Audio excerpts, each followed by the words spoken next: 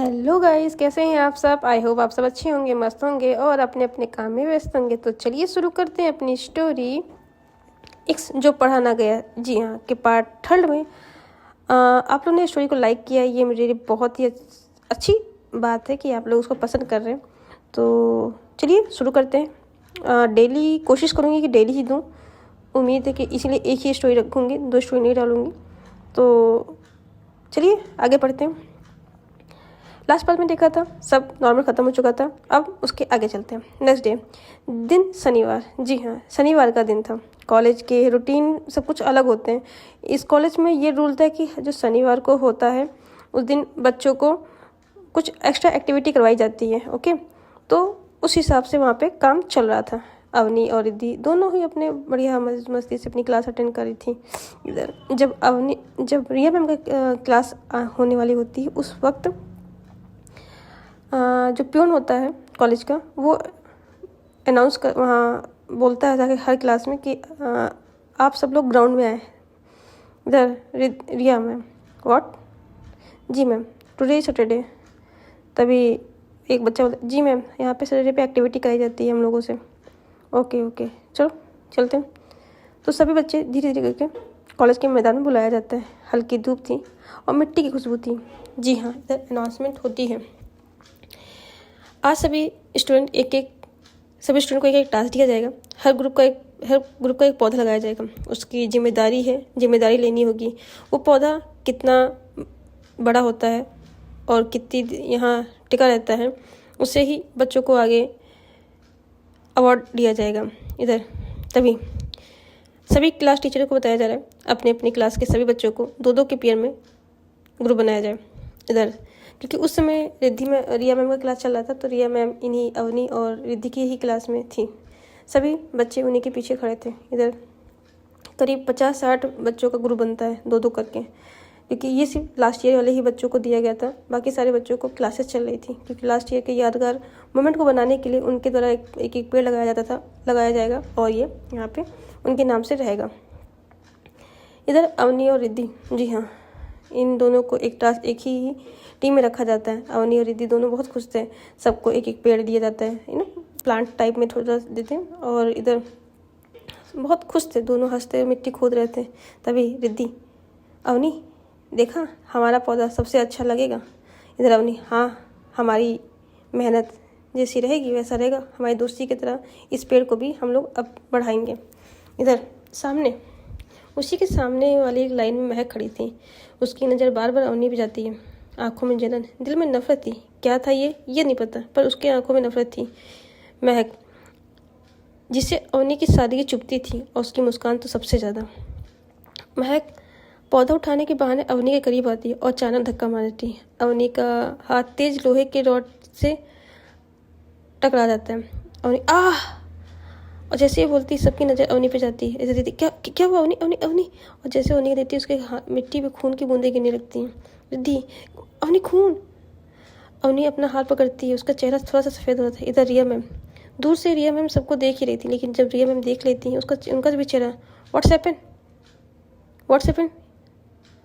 Avani, Riddhi, who did this? Mahak ने इधर Riddhi, ma'am, महक।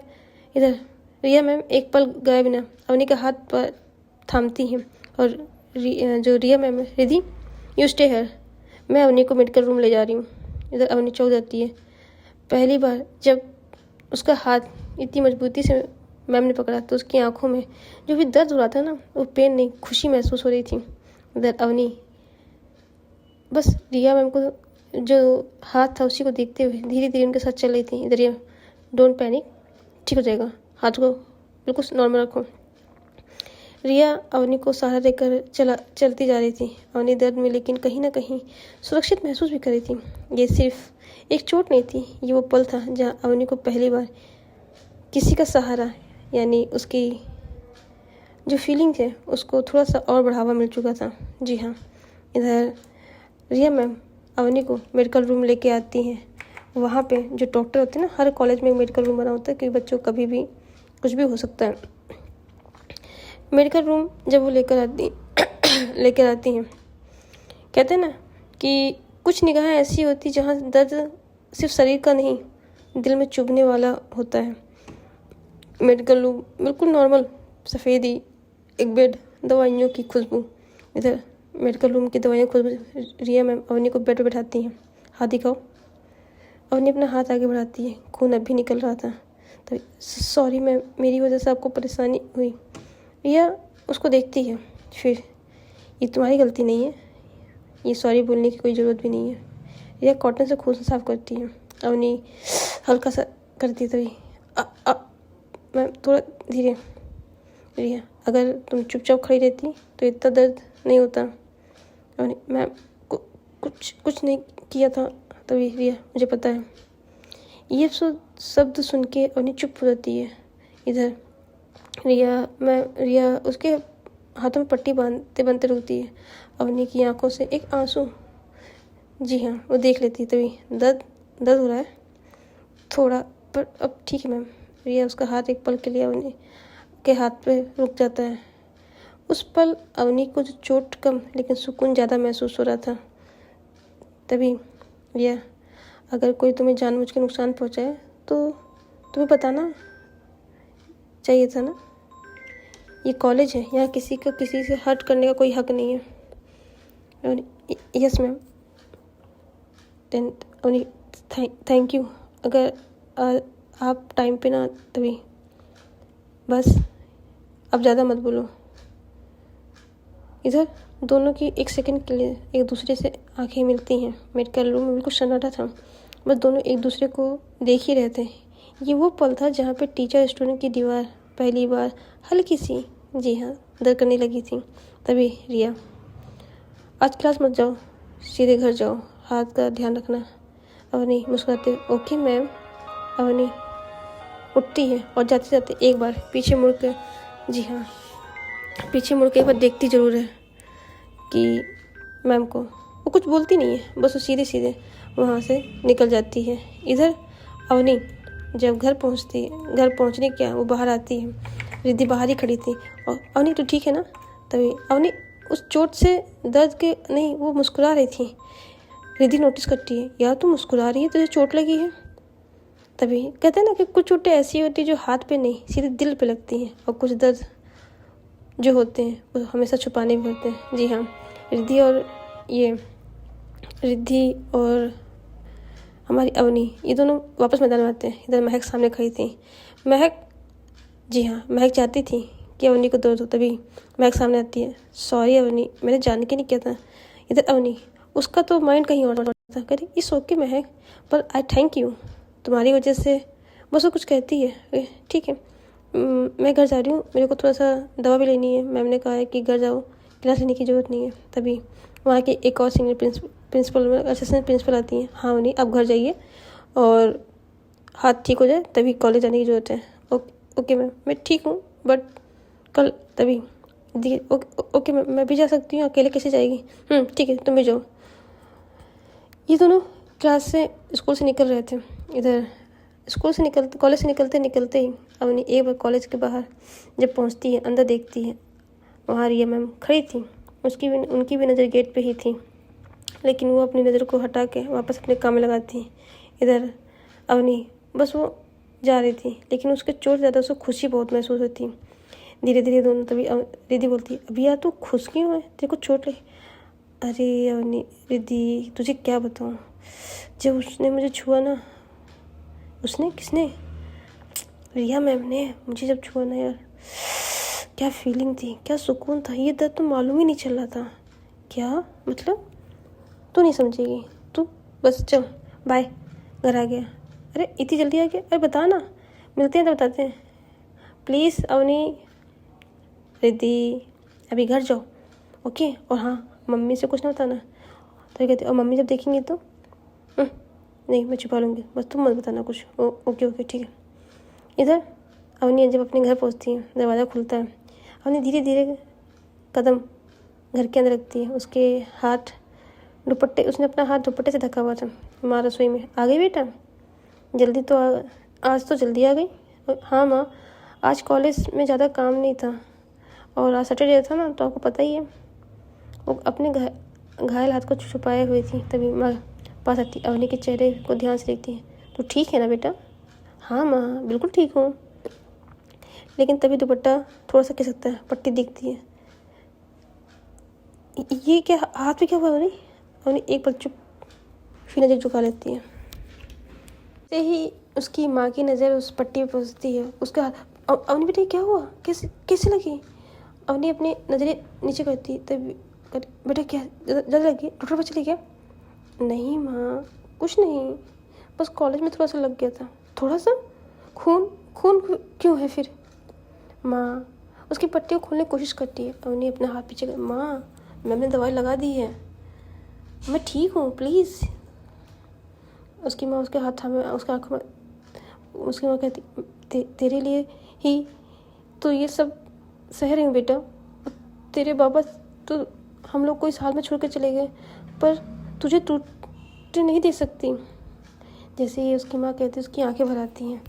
कहती, माँ मैं मजबूत हूँ आपकी वजह से, और आप इतना इमोशनल। कुछ नहीं हुआ, हल्का सा चोट लगा है, मैम ने दवाई लगा दी है, सब ठीक है। उसकी माँ उसको गले लगा देती है, बच्चा तुम्हारे सिवा मेरा कोई नहीं है, अगर तुम अपना ध्यान नहीं रखो तो मैं किसके लिए जीऊँगी। इधर माँ मैं ठीक हूँ, खाना लगाओ, भूख लगी है, आप तो अपनी आंसुओं से ही मेरा पेट भर दोगी। उसके कंधे मारती है, तू ना कभी नहीं सुधरेगी। माँ मैं सुधर गई तो फिर अवनी शर्मा कैसे? तभी कह रही, चल जा, हाथ हाथ नहीं, मैं धुलती हूँ, चल खाना लगाती हूँ, बैठ के मैं अपने हाथों से खिलाऊंगी तुझे। अरे वाह, आज माँ के हाथों से खाना मिलेगा। शैतान, मैं तो हमेशा तेरे को खिलाने से तैयार हूँ, तू ही नहीं खाती। माँ मैं बड़ी हो गई हूँ। तभी, अरे माँ तू तू छेड़ा मत कर मेरे को, तू ही तो है, और तुम भी ऐसे छेड़ती रहती हो, अच्छा नहीं लगता ना। मैं बड़ी हो गई हूँ मानती हूँ, लेकिन माँ के हाथ का मज़ा तो मैं ही जान सकती हूँ। चल चिकनी चुपी बातें मत कर, आ बैठ। उसकी मम्मी उसको अपने हाथों से खाना खिलाती है, बड़े प्यार से उसके बालों को सहलाते है, बेटा अपना ध्यान रखा कर, ठीक है? हाँ माँ मुझे पता है, मैं अपना ध्यान रखती हूँ। वो हल्का सा बस कॉलेज में काम कर रहे थे, उसमें लग गई और उसे खून ब्लीडिंग आ गई, ठीक है।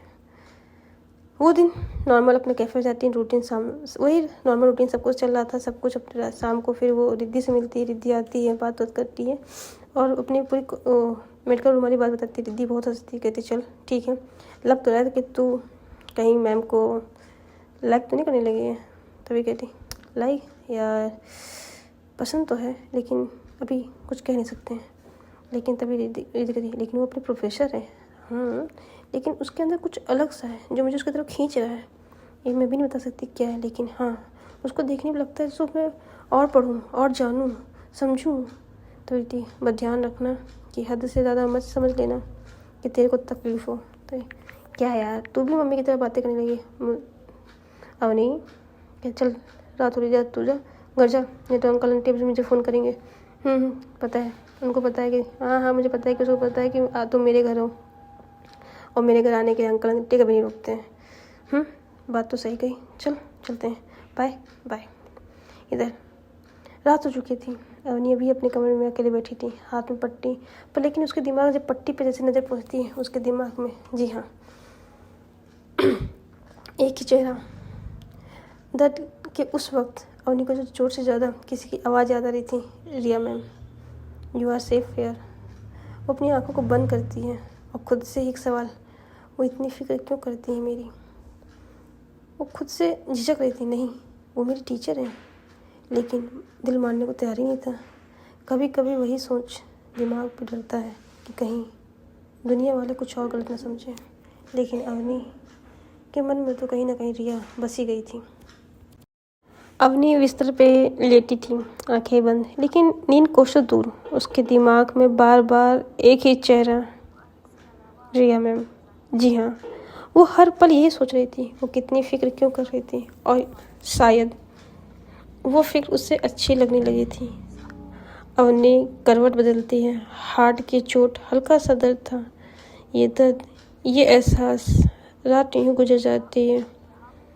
वो खुद से परेशान थी, न जाने उसे क्या हो रहा था। उसकी आंखों के सामने बार बार रिया मैम का चेहरा क्यों आ रहा था, और ऐसे करते ही करते उसकी पूरी रात बस यही सोचती में कट गई। अगली सुबह हल्की रोशनी अवनी अपने कमरे में लेटी हुई थी। उसकी माँ आती है, बेटा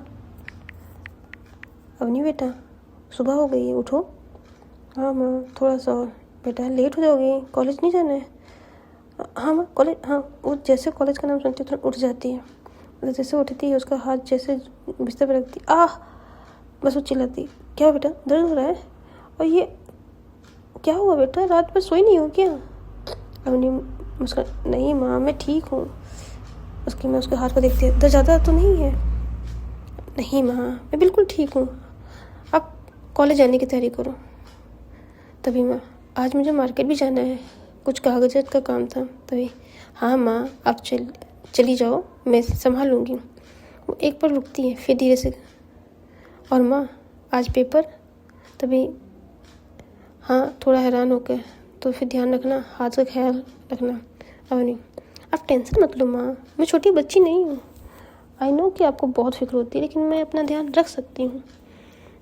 उसकी माँ उसके पास आती है, उसके फोrehead को चूमती है। आई नो मेरा बच्चा बहुत समझदार है, बहुत बड़ा है, लेकिन माँ के लिए बच्चा उसका बच्चा ही रहता है। तभी उसकी अवनी कहती है, यस माँ मुझे पता है, बट अब मैं अपना ख्याल रख सकती हूँ, आप टेंशन मत लो, और आपको जहाँ जाना है आराम से जाओ, मैं सब संभाल लूँगी। माँ उसकी घर से निकल जाती है। अवनी अकेली खड़ी थी, वो अपने ख्याल हाथों को देखती, घायल हाथों को देखती, फिर आईने में देखती। तभी अवनी अपना सब कुछ फ्रेश होती है, बढ़िया से बाल बनाती है, ड्रेस पहनती है, black jeans, black T shirt and उसके ऊपर एक white jacket T shirt type के पहनती है। अवनी अपने बैग तैयार करती है, एक गहरी सांस लेती है और कॉलेज के लिए बस निकलने ही वाली थी। तभी रिद्धि का फ़ोन आता है, ओए पागल किधर है? अरे मैं कॉलेज की निकल, पागल किसको कहा सुबह सुबह, दूँ क्या तेरे को? ओए तू गुस्सा मत है, आजा मैं नीचे खड़ी हूँ। तू नीचे क्या करी, तू कॉलेज क्यों नहीं गई? मैं पागल इसीलिए कहती तेरे को पागल, तुझे पता है ना तेरे हाथ में चोट लगी है, तो मैं तेरे को लेने आ गई। आखिर बेस्ट फ्रेंड का काम क्या होता है, अपनी जिम्मेदारी को उठाना। ठीक है, अच्छा मैं तेरी जिम्मेदारी हूँ? हाँ अब दोस्ती की है तो जिम्मेदारी तो तू ही मेरी है ना, चल आजा जल्दी से। ठीक वेट कर, मैं आ रही हूँ। खाना खाया? नहीं यार, चल मैं लेके आती हूँ। और वो 2 पराठा रोल करती है, लेके आती है। कही, अरे ये ले, खाते खाते चलते हैं। अबे मैं स्कूटी से हूँ। ओ स्कूटी, तूने कब स्कूटी ली? नहीं यार पापा घर पे थे तो उनकी स्कूटी चल रहा है। अब ठीक है तू ड्राइव कर, मैं तेरे को पीछे चलाती रहती हूँ। चल ठीक है। स्कूटी बैठते बड़े प्यार से, हेलमेट लगाते हैं दोनों। जो रोल बना के लाई थी पराठा का, पहले अवनी अपना खाती है और फिर धीरे से रिद्धि के मुँह पे रखती है। खाते खाते ये लोग कॉलेज पहुँच जाते हैं। तभी रिद्धि कहती है, चोट कैसी है तेरी, मरी तो नहीं? नहीं जिंदा हूँ, तेरे बुरे स्वप्न के तरह। कहती दोनों हंसते हुए क्लास में जाते हैं। अपनी क्लास में बैठते ही हैं, तभी महक उसके सामने आती है और कहती, सॉरी। महक जो है वो उसे इसलिए मिलने आई थी क्योंकि वो एक नई चाल बनाने जा रही थी। जी हाँ, क्योंकि उस चाल से तो उसका कुछ हुआ नहीं, तो अब महक कुछ नया सोच रही थी।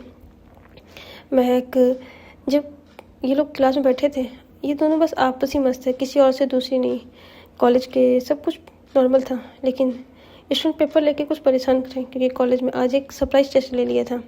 अवनी अपनी सीट पे जाकर बैठी, हाथ में भी थोड़ा दर्द था लेकिन सब कुछ नॉर्मल था।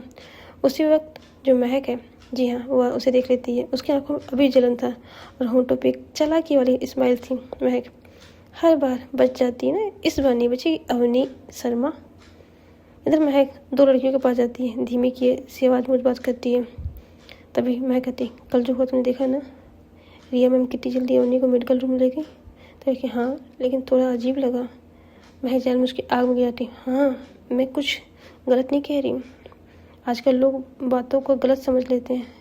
2 लड़कियाँ एक दूसरे को देखने लगती हैं। तभी अवनी अपना पेपर सबमिट करती है। पेपर उसकी नज़रें दरवाजे पर जाती हैं। वहाँ रिया मैम हॉल में एंट्री करती, शांत सख्त, लेकिन उनकी सीधी नज़र अवनी पर टिक जाती है। अवनी की नज़र अपनी नज़र झुकाई थी, उसका दिल धड़क रहा था।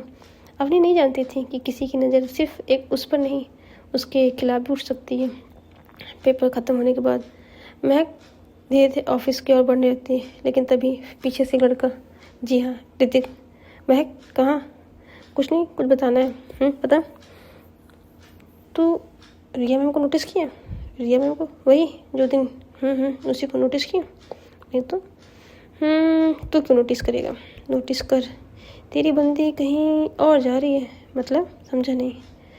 वो जो ऑफिस जा रही थी, अब वो ऋतिक के साथ आती है और उसको बताती है ऐसा ऐसा। तभी कहती है अरे किसी को चोट लगी तो मैम लोग संभालती ही हैं, इसमें नई चीज़ क्या है। कह सकते हो, मैं तुम्हें प्रूफ दूंगी तब तुम समझोगे। तभी कहता है ऋतिक कहता है महक इतना दिमाग मत लगा, तो सीधी सीधी बता अवनी को कैसे पटाया जाए। अच्छा अवनी को पटाना है, चल तेरे को कुछ बताती हूँ, वो ट्रिक बनाएगा तो अवनी तेरी हो जाएगी। तभी कहता ठीक है। वो इस्माइल कर रही थी क्योंकि महक कुछ और नई चाल चला रही थी अवनी के लिए, लेकिन अवनी अनजान, इधर अवनी बस बाहर एग्ज़ाम हॉल के बाहर खड़ी थी और उसकी नज़र बस रिया मैम पे। रिया मैम बच्चों के पेपर ले रही थी और उसको सबमिट कर रही थी। तभी रिद्धि आती, ओए चल पेपर खत्म, मेरा भी हो गया चल। उसकी नज़र लेकिन अभी भी रिया मैम पे थी। तभी रिद्धि के ओए मजनू की औलाद चल यार, तेरी तो क्या बताऊँ, तू मेरी दोस्त ना होती ना मैं तेरे को बताती। तभी रिया कहती है ओह सॉरी।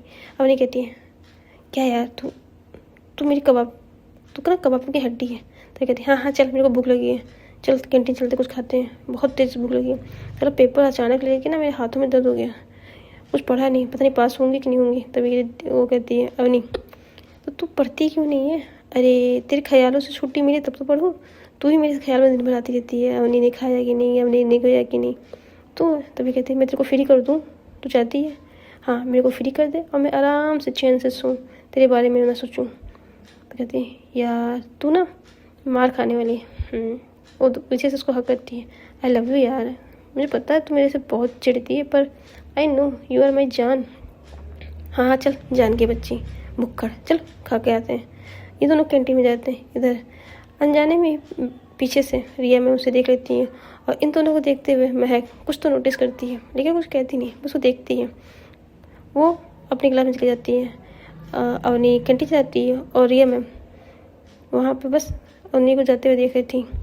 महक कुछ तो चाल बना रही थी, क्या बना रही थी ये तो हम जानेंगे नेक्स्ट पार्ट में, लेकिन जो भी है महक कुछ अच्छा नहीं सोच रही अवनी के लिए। तो गाइस बने रहिए स्टोरी को जानने के लिए कि महक क्या करती है अवनी से थोड़ा सा बदला लेने के लिए। तो guys love you, tata bye bye, take care.